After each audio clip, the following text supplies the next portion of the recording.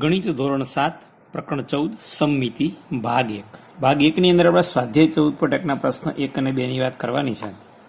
છઠ્ઠા ધોરણની અંદર આપણે 13મું પ્રકરણ શીખી ગયા સમમિતિ. એ જ પ્રકરણને અહીંયા આપણે આગળ વધારવાનું છે. આપણને ખબર છે કે સમમિતિ એક મહત્વપૂર્ણ ભૌમિતિક વિચાર છે કે જે સામાન્ય રીતે પ્રકૃતિમાં પણ આપણને જોવા મળે છે અને તેનો ઉપયોગ લગભગ આપણે દરેક ક્ષેત્રની પ્રવૃત્તિ કરવા માટે કરીએ છીએ. જેમ કે કલાકારો છે એ પોતાની કોઈ ડિઝાઇન બનાવી હોય, વ્યવસાયિક કપડાં બનાવવા હોય અથવા દાગીનાની ડિઝાઇન બનાવવાની હોય અથવા કારનું ઉત્પાદન કરવાનું હોય અથવા આર્કિટેક્ટ એન્જિનિયર છે એ પોતાનું જે ડિઝાઇન સ્ટ્રક્ચર બનાવતા હોય ત્યારે કે અન્ય ઘણા બધા લોકો જે છે એ સમમિતિનો ઉપયોગ કરતા હોય છે. મધપુડાની અંદર જોઈએ તો પણ આપણને એમાં સમમિતિ જોવા મળે, ફૂલની અંદર જોઈએ તો પણ આપણને જોવા મળે, ઝાડના પાનની અંદર પણ સમમિતિ જોવા મળે છે, અથવા તો આપણા ધર્મના પ્રતીકો છે એની અંદર પણ આપણે સમમિતિ જોવા મળતી હોય. હાથ રૂમાલની અંદર ડિઝાઇનો હોય અથવા હાથ રૂમાલ છે પોતે પણ એક સમમિતિ ધરાવે છે. આવું ઘણું બધું આપણે શીખી ગયા ધોરણ 6 ની અંદર. ટૂંકમાં સમમિતિ કેને કહેવાય? તો કે કોઈ એવી આકૃતિ, અહીંયા આપણે પાઠ્યપુસ્તકની અંદર તમે જોઈ શકો છો કે આ બિલ્ડિંગની અંદર સમમિતિની રેખા છે. તો સમમિતિની રેખા કેને કહેવાય? તો કે કોઈ એવી આકૃતિ કે જેને બધી જ રીતે બે સરખા ભાગમાં વહેંચી શકાય એવી રેખા દોરી શકાય તો તે સમમિતિની રેખા ધરાવે છે. એમ કે દાખલા તરીકે અમે આ આકૃતિની અંદર ફૂટપટ્ટી મૂકી તો ફૂટપટ્ટીની બંને બાજુના ભાગ છે એક્ઝેક્ટ એક સરખા છે, માટે આ ફૂટપટ્ટી જે છે એ સમમિતિની રેખા કહેવાય આ આકૃતિ માટે. આ કાર જે છે એની અંદર પણ હું અહીંયા તમે જો ફૂટપટ્ટી રાખું તો એક્ઝેક્ટ બે સરખા ભાગ થાય છે, કોઈ પણ પ્રકારના ફેરફાર વગર, માટે આ કાર પણ છે એ સમમિતિની રેખા ધરાવે છે. આ મનુષ્ય દ્વારા બનાવેલી આકૃતિઓ છે. આ કુદરતની અંદર જે કાચબો છે એ પણ તમે જોઈ શકો છો કે સમમિતિની રેખા ધરાવે છે. એટલે કે આ બાજુનો ભાગ અને આ બાજુનો ભાગ છે એક્ઝેક્ટ, એટલે કે મારું ફૂટપટ્ટી છે એ અરીસા જેવું કામ કરે છે કે અરીસા જેવું પ્રતિબિંબ ઊભું કરે છે. અહીંયા તમે હું અરીસો રાખીને બતાવું તો પણ તમે જોઈ શકો છો કે જ્યારે હું આ અરીસો છે તો અરીસાની અંદર આકૃતિ આ પ્રતિબિંબ જોવા મળે છે. એ અહીંયા મેં અડધી કાર રાખી છે તો અરીસો છે એ આખી કાર તમને બતાવે. જ્યારે હું અરીસો લઈ લઈશ ત્યારે પણ તમને એવી જ કાર જોવા મળશે. જો બરાબર, માટે આ અરીસાનું કામ કરે છે. સમમિતિની રેખા એ બીજું કંઈ નથી પણ અરીસાનું કામ કરે છે. એટલે કે અરીસા તરીકે વર્તે છે સમમિતિની રેખા. બરાબર, તો એવા અહીંયા કેટલાક આપણે વિચારો જોવાના છે. ને આપણે ધોરણ 6 ની અંદર એવું શીખી ગયા છીએ કે જે નિયમિત આકૃતિઓ છે, એટલે કે સમબાજુ ત્રિકોણ, ચોરસ, નિયમિત પંચકોણ, નિયમિત ષટકોણ, એ બધી નિયમિત આકૃતિઓ છે કે જેના દરેક ખૂણા અને દરેક બાજુ સરખી હોય એને નિયમિત આકૃતિ કહેવાય. અને નિયમિત આકૃતિમાં આપણે એવું શીખી ગયા કે નિયમિત આકૃતિમાં જેને એને જેટલી બાજુ હોય એટલી સમમિતિની રેખા હોય. દાખલા તરીકે સમબાજુ ત્રિકોણ છે તો એને 3 સમમિતિની રેખા, એક, આ બીજી અને ત્રીજી. આ ત્રણેય જગ્યાએ તમારે અરીસો રાખો એટલે તમને આખી આકૃતિ જોવા મળે. આ પહેલી આકૃતિ, આ બીજી આકૃતિ અને આ ત્રીજી આકૃતિ. તમે જોઈ શકો છો કે સમમિતિની રેખા તમને આ અરીસો છે એ બતાવે છે. એવી રીતે આ ચોરસ છે એની અંદર 4 બાજુ છે માટે એને 4 સમમિતિની રેખા હોય. આ 1, આ 2,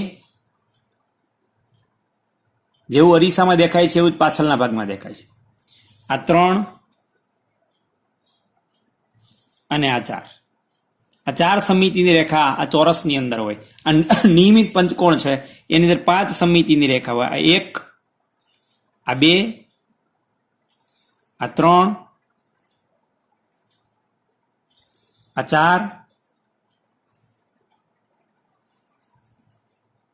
અને આ 5.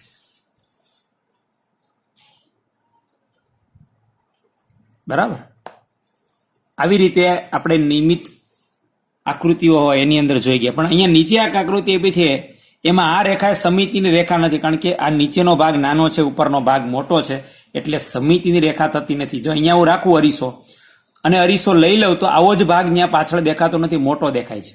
હા, જ્યારે અહીંયા જે આ છે એ સમમિતિની રેખા છે, કારણ કે જ્યારે હું અરીસો લઈ લઉં છું તો પાછળની આકૃતિ છે એક્ઝેક્ટ જે અરીસામાં દેખાય છે એવી જ છે.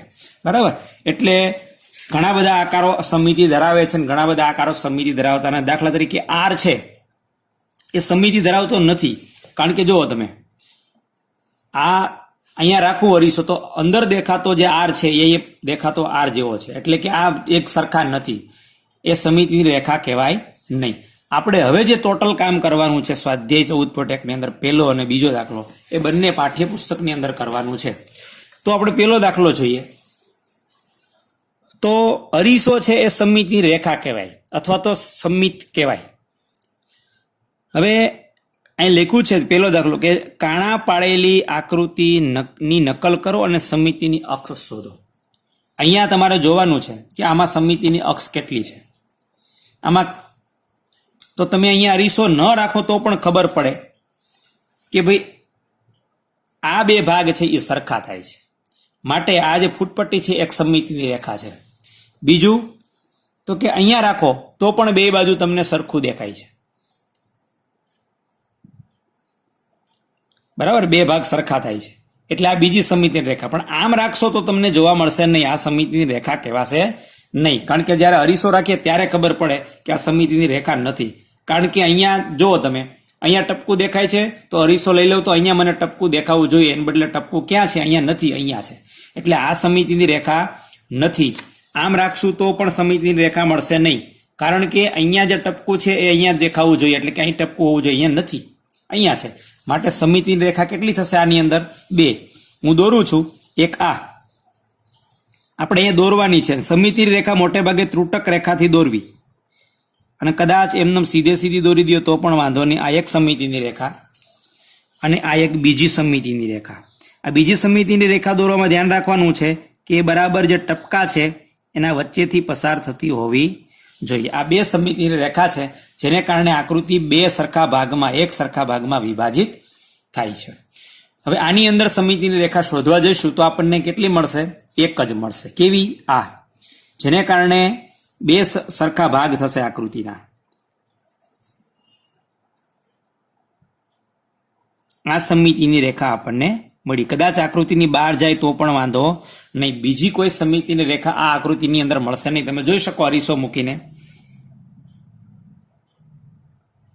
જેવી આકૃતિ અહીંયા છે એવી જ અહીં ઉઠાઈ લીધા પછી જોવા મળે છે. બાકી ક્યાંય સમમિતિની રેખા જોવા મળશે નહીં, કારણ કે જો આમ રાખીશ તો આવો ભાગ નથી, પાછળ ટપકા છે, ટપકા આમાં દેખાતા નથી, બરાબર, એટલે આ સમમિતિની રેખા કહેવાય નહીં. આ પણ કહેવાશે નહીં ને આ પણ નહીં કહેવાય, બરાબર. એટલે આ એક જ સમમિતિની રેખા આમાં મળશે. આની અંદર પણ આપણને એક જ સમમિતિની રેખા મળશે જે આ છે,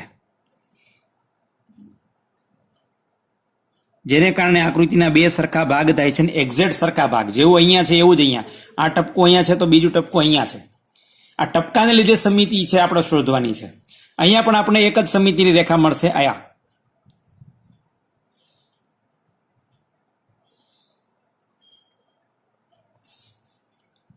બીજી કોઈ સમમિતિની રેખા આમાં મળશે નહીં.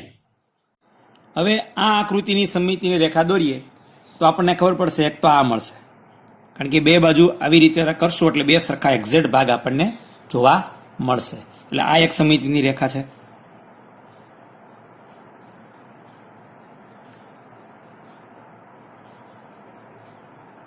બીજી સમમિતિની રેખા આ થશે, કારણ કે આમ રાખશું તો પણ બે એક્ઝેક્ટ સરખા ભાગ જોવા આપણને મળે છે, એટલે બીજી સમમિતિની રેખા આ થશે. ત્રીજી સમમિતિની રેખા આ મળશે.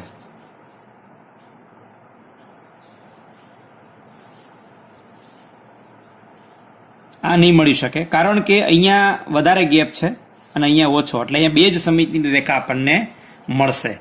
અહીંયા મેળવવા જશું તો નહીં મળે, કારણ કે અહીંયા ટપકું છે અંદરના ભાગમાં છે, અહીંયા એક્ઝેક્ટ નજીકના ભાગમાં છે, એટલે બે જ સમમિતિની રેખા આની અંદર પણ મળશે. અહીંયા પણ આ પણ નહીં મળે,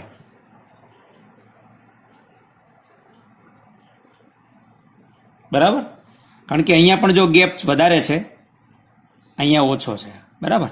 એટલે હવે આની અંદર જોવા જઈશું સમમિતિની રેખા તો આપણને કેટલી મળશે? આ એક મળશે, બરાબર. આ બીજી નહીં મળે, કારણ કે અહીંયા ટપકા છે. આ અરીસામાં અંદર ટપકા દેખાય છે પણ અહીંયા નથી, એટલે એક સમમિતિની રેખા આપણને આ મળશે,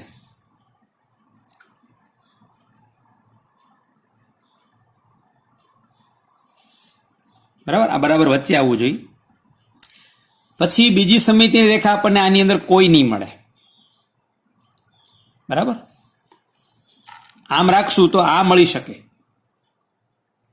પણ જો અહીંયા ટપકું છે તો અહીંયા ટપકું નથી એટલે આ ન મળે, અહીંયા ટપકું છે અહીંયા નથી એટલે સમિતિની રેખા આની અંદર એક મળશે. આ બાકીની જી અને એચ જે છે એ તમારી જાતે કરી દેવાની છે.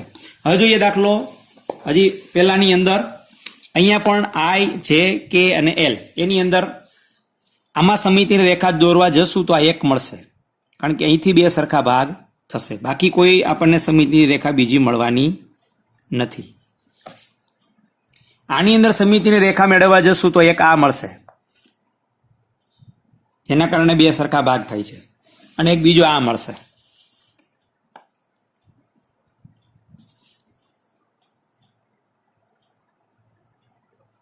બે સમિતિની રેખા આની અંદર મળી.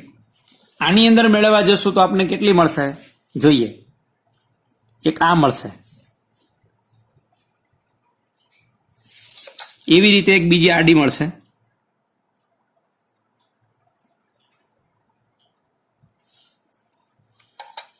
હવે આપણે જોઈએ કે આને આમ કરીએ તો મળે છે.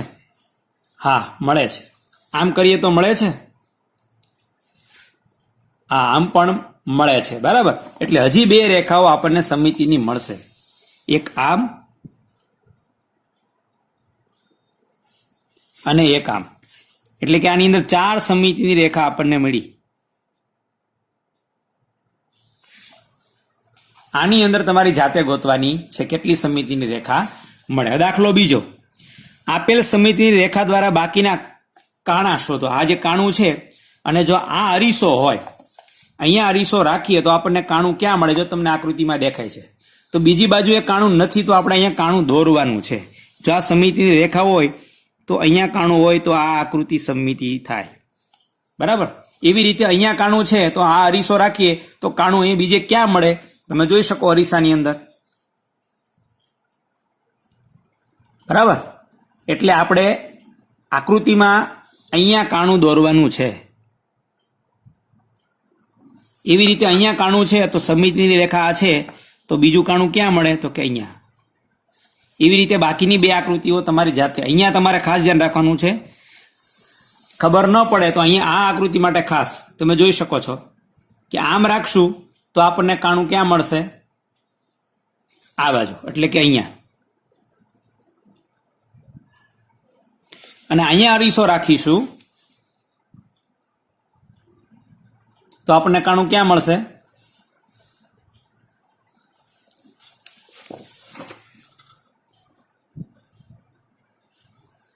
દેખાય છે. અહીંયા આપણે કાણું દોરવાનું છે, જો અહીંયા. બરાબર.